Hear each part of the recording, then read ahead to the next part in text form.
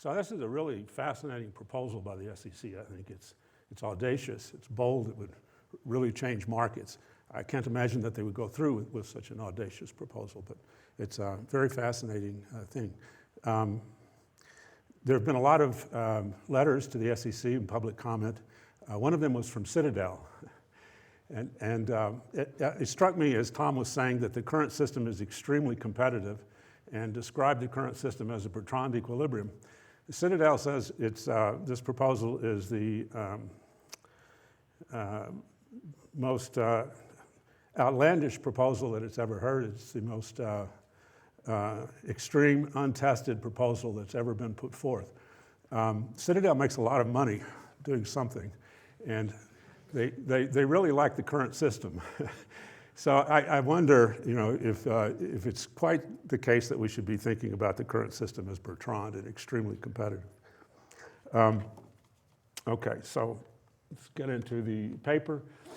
So the main question is whether retail investors are going to get better prices if we move to retail order auctions.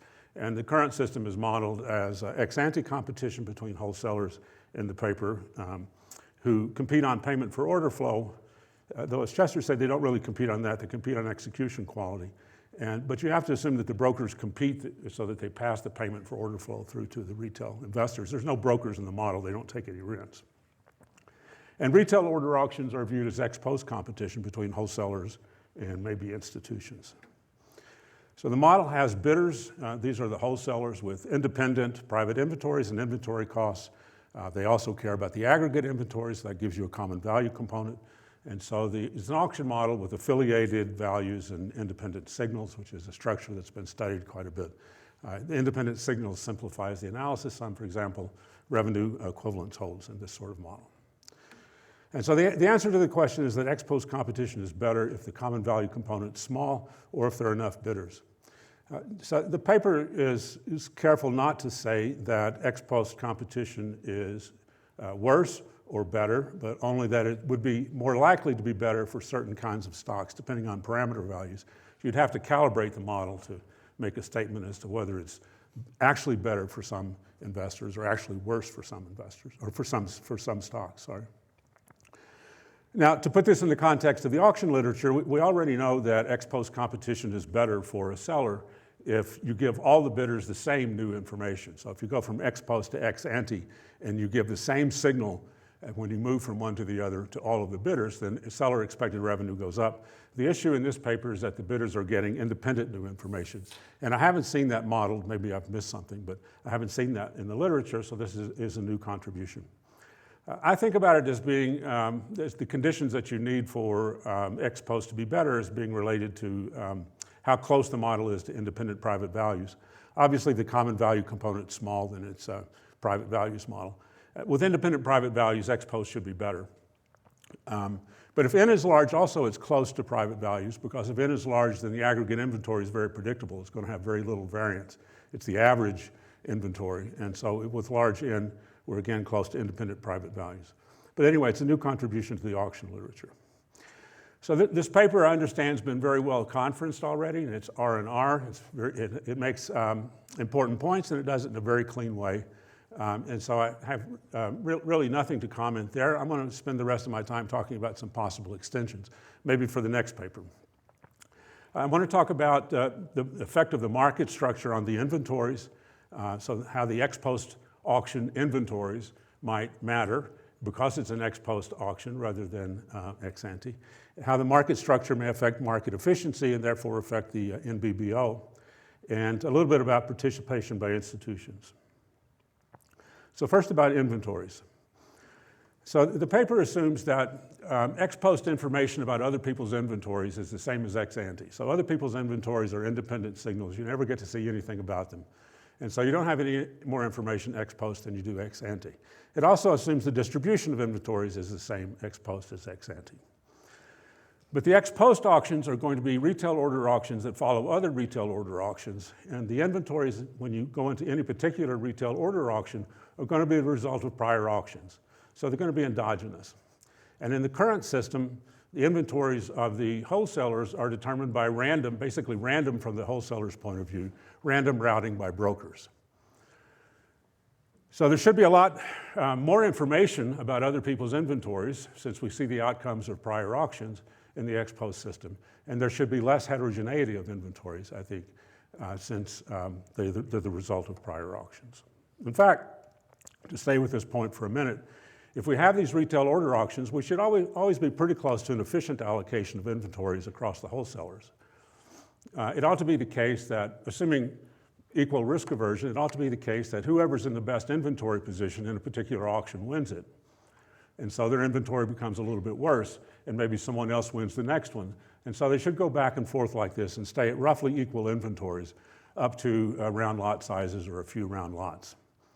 So I think that the way the system will work is that we should think of inventories as being endogenous. And I think it would be an important extension to think about how the market structure, about how the endogeneity of the inventories in this retail order auction system would affect the results. If there's little uncertainty about others' inventories, there's little common value aspect to the auctions, and they would perform better than they do in the paper. Okay, so the second thing I want to talk about is market efficiency. So the paper assumes that competition's in price improvement and takes the NBBO as given. But wholesalers trade on exchanges to dispose of unwanted inventory, I presume. And if you change the retail system by which they get inventories, and their inventories change, then their trading on exchanges is going to change as well. So to continue with that, suppose a wholesaler receives a stream of sell orders and builds up an inventory. To reduce inventory risk, he's going to send orders to an exchange or to the exchanges. So how much should he sell when he begins to sell? I think that if retail orders are autocorrelated, and I think that there's evidence that they are, they're not perfectly balanced, there tends to be some autocorrelation, he should go short. So if you're a wholesaler and you have information that retail orders are going to be buying, so retail investors all see the same signals, they trade on them at different times, and so they tend to be trading in the same direction. And so if you think more retail sell orders are coming, then you want to go short because you want to trade before other wholesalers trade on the exchanges. You want to trade while the price is still high, and then at the lower prices, you can buy from those future retail sell orders. So I'm going to quote here from Larry Harris's public comment on this proposal to the SEC. So unfortunately, I didn't know that Mark was going to show pictures of Jonathan this morning. And if I'd known it, I would have a picture of Larry here for you so I could compete with him. But you all know what Larry looks like. So this is, and Larry wrote quite a long and interesting letter on this. And so this is from his letter. So he says wholesalers also want to fill retail orders because it allows them to see them. And they try to protect the information they obtain from filling retail trades by strategically setting their prices. Now you might think, so that the context is, you might think, or I thought, that wholesalers don't really have private information about retail orders because they have to go on the tape, right? And so you're going to be able to infer from the transactions that you see what trades other wholesalers or somebody processed. But Larry goes through this example. He says, suppose a wholesaler has promised some price improvement and it gets 3 straight sell orders. Now, he could fill all of those at the promised price improvement, 0.35 cents in this case. So these are sell orders. He's filling them slightly above the bid. He's price improving the bid just a little bit. So everybody would look at these and say, they're very close to the bid. These were probably sell orders that were cleared. But Larry goes on to say that he understands from well-informed sources that dealers often set their trade prices to obfuscate this information. They could trade the first 2 sell orders with very little price improvement, just 1/10 of a cent per share, and then put a lot of price improvement on the 3rd order, so much price improvement that it's actually closer to the ask than to the bid. And so the first 2 are going to look like sell orders, and the last one would look like a buy order. So it seems possible that information from retail orders is a valuable asset for wholesalers, and that may be something that Citadel doesn't want to give up.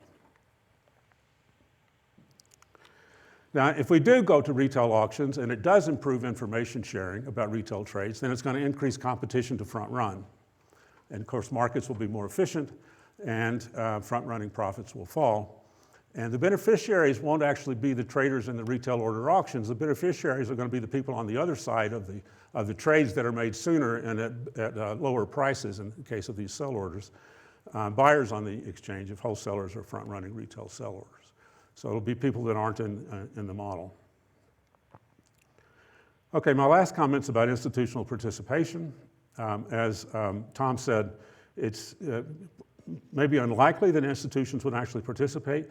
There was a comment from the Council of Institutional Investors who said they don't think institutions are going to participate, and so maybe they won't for the reasons that Tom listed. One extension you could make is that if you are going to include institutions trading via these retail order auctions, then you might want to consider how that affects their activity on the exchanges. Tom alluded to that in his comments. So if they move off exchanges to trade via retail order auctions, then that perhaps reduces the liquidity on exchanges, which increases the inventory costs of the wholesalers in the retail order auctions. Or if you think about the institutions as being informed traders, then taking them off of the exchanges may improve liquidity because it reduces asymmetric information. But there is going to be some effect on the exchanges if the institutions move. So the market's obviously a very complicated system. If you play with one part of it, you're going to be changing other things as well. So for the summary, the paper makes some very important points. It shows that ex post auctions aren't always better. It depends on how important the common value is and how many bidders there are. And also just getting more bidders to participate, getting institutions to participate might not actually make outcomes better. So all of my comments about extensions are in the form of, can be summarized as it would be useful, I think, to model the exchange equilibrium jointly with the retail order auctions. And so this is a lot to ask. If I were the referee, I wouldn't say you have to do this to publish. This is a lot to ask. This is subject for more papers. I think it would be useful to model the exchange equilibrium jointly with dynamic auctions. So dynamic auctions would allow you to endogenize the inventories, and the exchange equilibrium would allow you to capture the feedback of changing wholesaler trades and institutional trades on the exchange, and also to further endogenize the inventories, because even in the current system, inventories are not purely exogenous because they depend upon prior trades made by wholesalers. I think that the potential front-running aspect of wholesalers and the potential value of information to wholesalers of seeing retail order flow is something that would be fascinating to study and could be part of this agenda.